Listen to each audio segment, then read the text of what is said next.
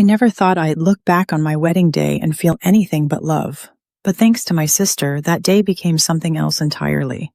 A twisted performance where I was no longer the star. And the worst part, she planned it, every single bit. She stole my moment, so I took hers. My name is Sarah, and for most of my life, I've played second fiddle to my older sister, Emily. She was the golden child, effortlessly pretty, effortlessly charming, effortlessly everything. While I spent high school buried in books, she was crowned prom queen, twice. Teachers loved her. Boys tripped over themselves to date her. She had a magnetic pull, and the world just seemed to revolve around her. And don't get me wrong, Valsen, there were moments when I loved her deeply. She could be generous, funny, warm. She once drove 3 hours to pick me up when I locked my keys in the car, but there was always an edge to her kindness. A kind of unspoken rule: if she helped you, you owed her. And the currency? Attention. Birthdays, graduations, even small family dinners. Emily had a way of making everything about her. She'd show up late, then burst into the room in some dramatic fashion. Or she'd announce her latest life update right after mine. At my college graduation party, I announced I'd gotten a scholarship for grad school. She announced she was moving in with her boyfriend, a guy I had introduced her to. Our parents didn't notice, or maybe they did and chose to ignore it. Emily's just a little theatrical, my mom would say. You know how she is. Yes, I knew exactly how she was. So when Daniel proposed to me after 3 amazing years of dating, on a quiet beach at sunrise, just the two of us, I cried. Not just because I loved him, but because it was finally my turn, my moment, my fresh chapter, mine. When I called my parents, they were thrilled. My mom squealed. My dad asked all the classic dad questions. Is he treating you right? When's the big day? And Emily, she said, "Oh, that's cute. I guess it's finally your turn." She said it with a laugh, but it didn't sound funny. Planning a wedding was everything I dreamed it would be. For the first week, I made a Pinterest board, picked out my colors, warm blush, sage green, ivory accents, and even found a small vineyard venue that felt like magic. But then Emily got involved. It started small. She missed the bridesmaid group chat vote on dresses, then threw a tantrum when we chose blush. "It washes me out," she texted. "It's your wedding," she added, "but do you want your sister looking like a corpse in the photos?" She didn't say it to be helpful. She said it to make me doubt myself. That was her game, always. At the cake tasting, she scrunched her nose. "Red velvet? That's so basic. Don't you want something unique?" At the venue walkthrough, she sighed loudly every time someone praised my floral choices. "I just think the peonies make it look a little sad, kind of like a funeral." But the real tipping point came 2 months before the big day. I had scheduled a dress fitting, the one where all my bridesmaids were supposed to come, and Emily canceled last minute. "I just booked a last-minute trip to Tulum," she messaged. "Needed to de-stress. I'm sure your dress is beautiful, though. Send pics." The others came, and we had champagne. We laughed. I found the dress, but I couldn't shake the bitterness. My sister couldn't be bothered to show up. Daniel, sweet and level-headed Daniel, told me to let it go. "She'll show up when it counts," he said. "She loves you, in her own weird way." I wanted to believe him. The final straw came just a week before the wedding. We were having dinner with my parents, a casual family thing. Emily walked in late, of course, and said she had an announcement. My stomach dropped. "I think Mark's going to propose soon," she said, her voice honey-sweet and suspiciously loud. "He's been dropping hints. I even picked out the ring."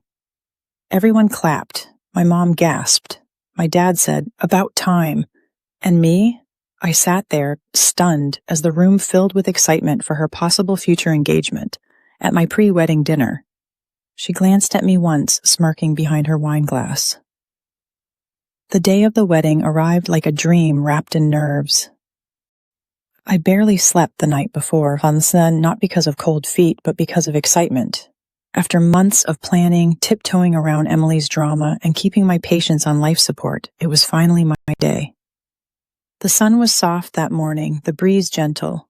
The vineyard looked like something out of a storybook. Rows of green stretched endlessly, the floral arch perfectly placed, the chairs gleaming white. I was surrounded by my best friends, hair pinned, makeup glowing. Even my mom teared up seeing me in my dress. "You look like a painting," she whispered, and for a moment, just a moment, it felt like everything was going to be okay. Then Emily showed up. She swept into the bridal suite like she was walking onto a movie set. Her dress was, champagne, but so light it shimmered white in the sun. Her hair was curled into soft waves, pinned with pearl clips that looked eerily like mine. Her heels clicked on the floor like an entrance cue. I turned, mouth slightly open. "Oh my God," one of the bridesmaids whispered. "She looks like a bride." Emily smiled. "Isn't this color divine?" Mark said it reminded him of wedding bells. "Cute, right?" I blinked. "Emily, we agreed on blush." She widened her eyes, all innocence. "This is blush, just a different tone. Besides, don't we want variety in the photos?" I was fuming. My friends stared, waiting for me to blow up. But I didn't. I swallowed it. Because I didn't want to cause a scene. Not on my wedding day, not when I was finally so close to peace. The ceremony was beautiful. Daniel cried when he saw me. Our vows were heartfelt and simple. People clapped, laughed, cried, everything a bride dreams of. And I thought, maybe she got the message. Maybe she'll let me have this. But Emily doesn't let go of a spotlight. At the reception, I danced with my father, ate too little food, and soaked in every second. For a few hours, I was floating. Then, right after our first dance as husband and wife, I heard the clink. Tap, tap, tap. Someone was tapping a fork against a champagne glass. The crowd quieted. It was Mark. He stood at the head table next to Emily, holding a small black box. My heart stopped. Mark tapped his glass again, and everyone turned to face him. "I know today is about Sarah and Daniel," he said, his voice slightly shaking but smiling. "But love is contagious, right? And being surrounded by so much of it today made me realize I can't wait any longer." I was frozen. The fork slipped from my hand and hit the plate with a sharp clang. Emily gasped, hands to her face, faux shock lighting up her entire being. Her eyes darted between me and Mark, pretending to be overwhelmed. Mark turned to her, dropped to one knee. "I love you, Emily. Will you marry me?" The crowd erupted. Cheers, gasps, clapping. People stood. Phones came out. My mom cried. My dad beamed. And me, I sat there, completely invisible. The entire room, my wedding reception, had been hijacked. Emily burst into tears, nodding furiously. She threw her arms around Mark. They kissed like they were in a movie. Guests swarmed them with congratulations. A champagne bottle popped somewhere. I stood up and walked out the side door. Daniel followed me. "Are you okay?" he whispered. "No," I said, choking back tears. "She did it on purpose. She planned this." He looked back through the glass doors at the scene inside, Emily soaking in attention like sunlight. "Do you want me to say something?" I shook my head. No, let her have it, for now. Because in that moment, I made a decision. I wouldn't ruin her moment. I would wait, and when the time came, I would make sure her real engagement would be something she'd never forget. Not in a good way. The rest of the night passed in a blur. We cut the cake, we danced, we smiled for pictures, but my heart wasn't in it. Every memory, every photo from that night would be tainted by her selfishness. And the worst part? Some guests, people I barely knew, came up and said things like, "Can you believe Mark proposed? So romantic. What a magical night. 2 love stories in one." I smiled, nodded, pretended to be happy. Inside, I was unraveling. And when I looked over at Emily laughing in the corner, her new ring flashing in the light, I realized she wasn't done yet. She was just getting started. The honeymoon helped, for a little while. Daniel and I went to Italy. We ate pasta on balconies, drank wine in Tuscany, made memories in Venice. He was everything I needed, calm, comforting, understanding. He didn't bring up the proposal. Neither did I, but Emily texted a lot. "Can you believe we're engaged? Let me know when you're free to talk wedding plans. OMG, should we do a joint anniversary party someday?" Each message made my stomach twist tighter. I didn't respond to most of them. Or she didn't care. It was always like that. Emily moved through life like a performance, and she expected everyone to applaud, no matter how many people she trampled getting to center stage. When we got home, Daniel asked, "Are you going to talk to her?" "I will," I said. "Just not yet." I needed space, but more than that, I needed clarity, because something wasn't sitting right. The way Mark proposed, the timing, the ring, even his expression, he didn't look happy. He looked pressured. That's when I realized, what if he didn't plan it? What if it wasn't his idea? I reached out to him casually. "Hey Mark," I texted. "Thanks again for being part of the wedding. Congrats again. Want to grab a coffee sometime soon?" He responded within the hour. "Sure, actually, I'd really like that." We met at a little cafe downtown. He looked tired, like he hadn't slept well in weeks. I smiled. "So, wedding planning already driving you crazy?" He laughed, but it was hollow. "Emily's got big ideas, Pinterest boards, spreadsheets. It's a lot." Then I asked it. "Can I ask you something and be honest? Was it your idea to propose at my wedding?" He blinked. "I mean, not really." My heart thudded. "She kind of suggested it," he admitted. "Said it would be romantic, that you wouldn't mind, that it would enhance the love in the air." Her words. I stared at him. "She told me she ran it by you," he added. "Said you were excited about it." I closed my eyes, deep breath. "She lied to you." Mark went pale. Mark sat back in his chair, stunned. For a long moment, he didn't say a word. He just stared at his coffee like it held the answers to everything. "I knew something felt off," he finally said. "But I thought maybe I was just nervous, that it was the pressure of the moment." I leaned forward. "Mark, she didn't just hijack my wedding. I said she used you to do it. She made it all about her, and she knew what she was doing." He shook his head slowly. "She kept saying she wanted it to be special, that the setting was perfect. But when I proposed, the way she lit up, it wasn't about me. It was like she was performing for the cameras. I didn't say anything. I didn't need to."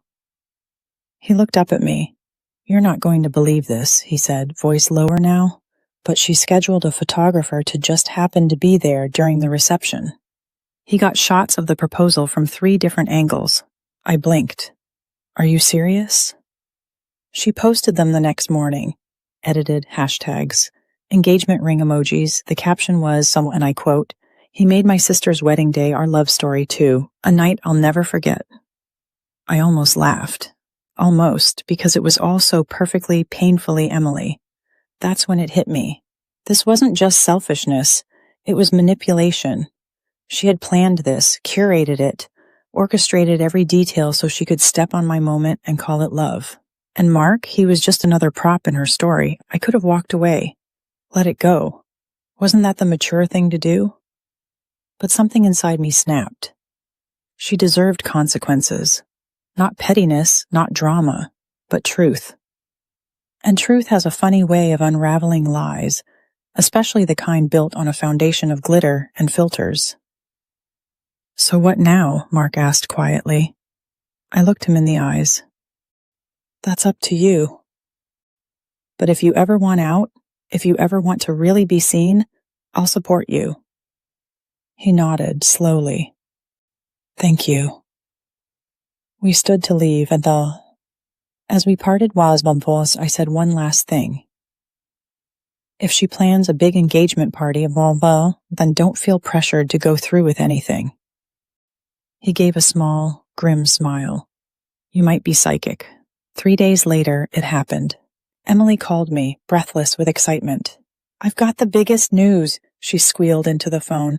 We're throwing an engagement party. It's going to be massive. Outdoor venue, string lights, charcuterie towers. Mark already approved the guest list. I could hear her pacing. There's going to be a moment at the end where we release doves, real doves, and I'm thinking of wearing a white jumpsuit with a long chiffon cape. Isn't that fabulous? I kept my voice level.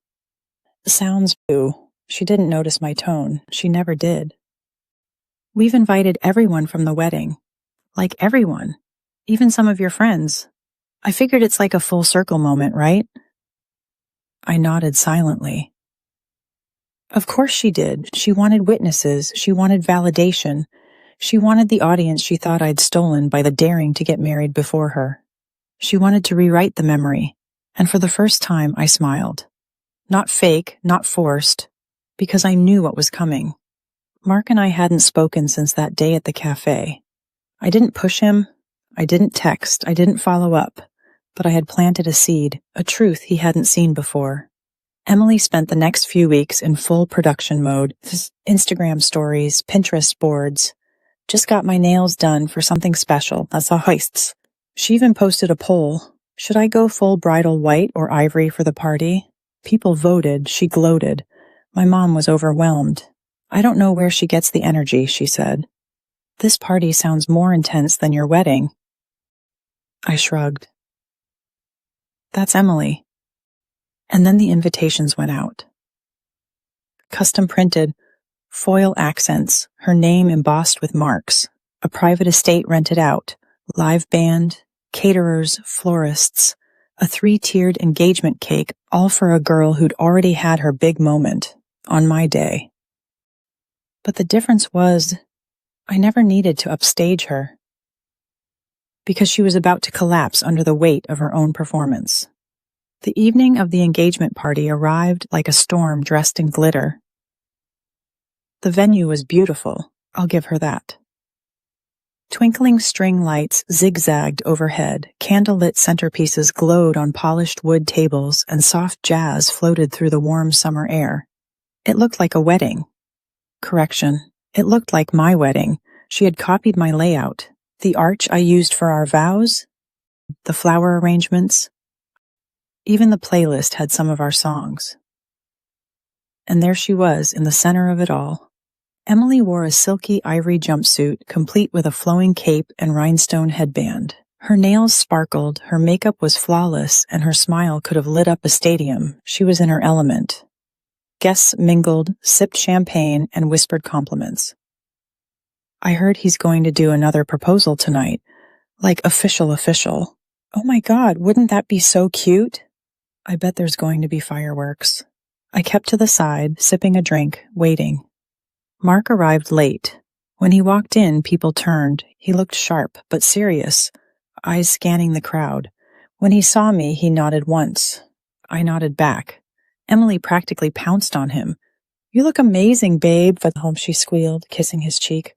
Are you ready? He smiled, small. Sure. Something in her paused, for half a second. But then she was off again, twirling and laughing like she was floating on clouds made of attention. As the night drew to a close, Emily clinked a glass. Everyone, she announced, glowing under the fairy lights. Thank you so much for coming. This night has been everything I dreamed of. And I think we all know something very special is about to happen. The crowd giggled. Phones were raised. She turned to Mark, expectant, wide-eyed, performing, and then Mark stepped forward, took the mic, and sighed. Mark stood in front of everyone, microphone trembling slightly in his hand. Emily beamed behind him, positioning herself like a trophy on display, one arm delicately placed across her stomach, the other brushing hair behind her ear just so. He cleared his throat. I want to thank you all for being here tonight. Really, it means the world to us. A few people clapped. A few said, "Ah," then Emily's eyes sparkled. But, he continued, I've been doing a lot of thinking lately. Her smile froze, just slightly. I was going to propose tonight, again. I had a whole speech planned. I even wrote it down. He pulled a small paper from his jacket pocket, then crumpled it slowly. But the truth is that this wouldn't be honest. And I owe it to everyone here, and especially to myself, to be honest. The backyard was dead silent. No music, no laughter. Just the hum of outdoor lights and the tight breath of tension. I love Emily, Mark said. I really do. But love without truth? That's not real. And somewhere along the way, but I think we lost the real part. Emily stepped forward. Mark, she said through a tight smile, can we talk about this privately? But he didn't stop. There's a version of this story where we pretend everything's fine and we keep playing the roles people expect of us. But I'm tired of pretending. He turned slightly to face her. You turned Sarah's wedding into your stage, and I let you. I thought it was just a quirky idea, a way to share love, but now I see it was something else. You didn't want a moment. You wanted all of them. Gasps rippled through the crowd. Someone whispered, "Oh my God." Emily's face flushed red. Not the kind of blush that flatters, but the kind that boils up with embarrassment, fury, and disbelief all at once. And I realized, Mark said, I don't want to be part of a life that's curated for applause. I want something real, and this isn't it. He handed her the mic and walked away. No ring, no proposal, no happily ever after. For a few seconds, no one moved. Emily stood there, frozen, mic in hand, mouth slightly open like she was waiting for someone to call cut and reset the scene. But this wasn't one of her Instagram reels. There was no rewind. One of her friends tried to comfort her, touched her shoulder. Emily shook it off. Then slowly the crowd began to disperse. People murmured awkwardly. A few left quickly. Some whispered to each other like they were watching a wreck they couldn't look away from. And me? I stood still. I didn't laugh. I didn't cheer. I didn't say, I told you so, but I just sipped my drink. She looked at me once, just once, her eyes wild, searching. Maybe she thought I planned it. Maybe she wanted to blame me. Maybe she knew the truth had been building like pressure behind a dam, but I didn't need to say a word, because everything had already been said. The days that followed were quiet. Emily went offline, a miracle in itself. No stories, no reels, no hashtag bride vibes. My parents didn't know what to say. My mom was distraught. My dad avoided the subject entirely. Mark sent me one message. Thank you for being honest. You helped me see what I couldn't. I never replied. I didn't need to. Emily and I didn't speak for over 2 months. When she finally reached out, it was a text. You ruined everything. And for the first time in my life, I didn't feel guilty. Because she was wrong. She ruined everything, long before that night. I simply let the truth out of the box she kept it locked in. It's been a year now. Daniel and I are happy. Really happy. We live in a house we picked out together. No drama, no performances, just quiet, real love. Emily, we're civil. We see each other at family events, exchange polite smiles, talk about surface things. But it's never been the same. And maybe that's a blessing. Because some people aren't meant to be close. Some people only understand love when it's center stage, dressed in sequins, followed by a spotlight. But me? I found love in silence. In truth. In knowing who I am without needing applause. And the moment I stopped trying to compete was the moment I truly won.